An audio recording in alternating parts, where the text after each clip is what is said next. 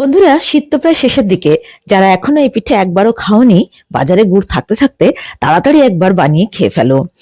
খেতে অপূর্ব হয় আর বানানোটা একদমই কঠিন নয়।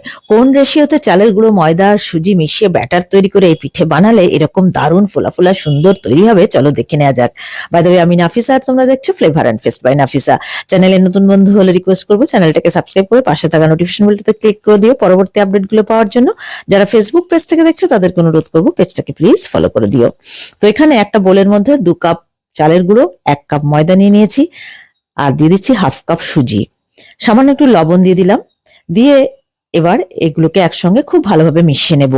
আমরা এখানে 2 কাপ চালের গুঁড়ো, তার অর্ধেক অর্থাৎ 1 কাপ ময়দা আর ময়দার অর্ধেক অর্থাৎ হাফ কাপ সুজি মিশিয়েছি। খুব ভালোভাবে মিশিয়ে নিচ্ছি।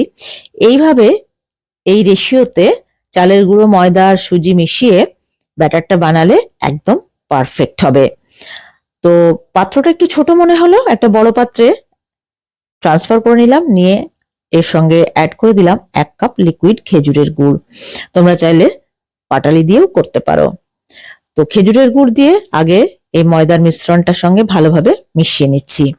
তারপরে আগে থেকে জাল করে রাখা ঠান্ডা করা দুধ অল্প অল্প করে এই ময়দার মিশ্রণের সঙ্গে অ্যাড করে করে একটা ব্যাটার আমরা বানিয়ে নেব। দেখো, সব দুধটা একসঙ্গে ঢেলে ফেললে পাতলা হয়ে যেতে পারে, প্রথমে আন্দাজ বোঝা যাবে না।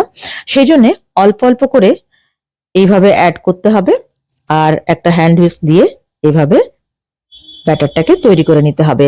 এখানে আমরা মোট 2 কাপ পরিমাণ অর্থাৎ 500 ml বা 500 ml দুধ ব্যবহার করে ব্যাটারটা বানিয়েছি। তো এইভাবে সুন্দরভাবে মিক্স করে নিতে হবে। আর কনসিস্টেন্সিটা কেমন হবে সেটা তো আমি দেখিয়েই দেব। এই ব্যাটারটা খুব একটা পাতলা হয় না, আবার একদম খুব ঘন কেকের ব্যাটারের মতনও হয় না, একটু তার মাঝামাঝি হয়। তো দেখো কনসিস্টেন্সিটা কিরকম হবে।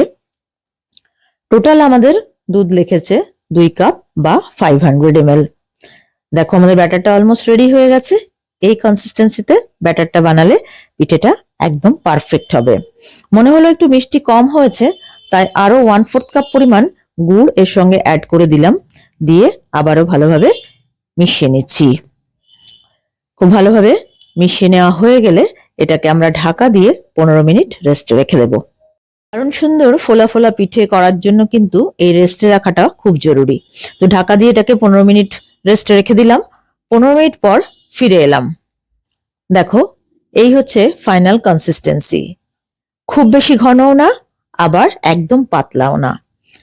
এবার আরেকবার মিশিয়ে নিলাম। নিয়ে এবার ওভেনের উপর একটা কড়াইতে ভালোভাবে বেশি পরিমাণে একটু তেল গরম করে নিচ্ছি।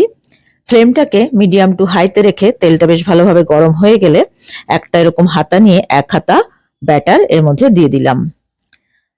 এবার যতক্ষণ এটা তেলের উপরে ভেসে উঠছে উপরের দিকে, ততক্ষণ আমরা রেখে দেব। দেখো, এটা ভেসে উঠেছে আর কতটা ফুলেও গেছে। এবার এটাকে উল্টে দিচ্ছি। উল্টে দিয়ে আবারও 30 থেকে 40 সেকেন্ড এটাকে ভালোভাবে এইভাবে ভেজে নিতে হবে, যাতে 2 পিঠেই সমান সুন্দরভাবে একটা গোল্ডেন কালার চলে আসে। কালারটা চলে এসেছে দুদিকেই। এবার এটাকে তেল ঝরিয়ে তুলে নিচ্ছি। আরো 1 হাতা দিয়ে দিলাম। এইভাবে সমস্ত পিঠেগুলোকে বানিয়ে নিতে হবে। হাতাটা একটা হাতা ইউজ করলেই ভালো হবে, তাহলে পিঠেগুলো সাইজটা সমান হবে। তো মাঝারি মাপের পিঠে এখানে আমরা করছি। তোমরা চাইলে হাতার সাইজটা ছোট বড় করে নিতে পারো, তাতে পিঠের সাইজটাও ছোট বড় হয়ে যাবে। তো এভাবে সব পিঠেগুলো করে নিচ্ছি। দেখো, দেখেই লোভ লাগছে না কিরকম? তো এবার একটু পেস্তা দিয়ে গার্নিশ করে দিচ্ছি। এটা অপশনাল, দেখতে ভালো লাগবে বলে দিচ্ছি। খেতেও দারুণ হয়েছিল। দেখতে যেমন ভালো হয়েছে, খেতেও দারুণ হয়েছিল। একটা ছিঁড়ে দেখিয়ে দিচ্ছি, দেখো। আর তোমাদের ভিডিও কেমন লাগলো কমেন্ট করে জানাতে ভুলো না। ভালো লেগে থাকলে একটা লাইক করো, ফ্রেন্ডস আর রিলেটিভদের মধ্যে অনেক অনেক শেয়ার করো। চ্যানেলে নতুন বন্ধু হয়ে থাকলে চ্যানেলটাকে সাবস্ক্রাইব করে দিও। যারা ফেসবুক পেজ থেকে দেখছো পেজটাকে প্লিজ ফলো করে দিও। Thank you so much for watching.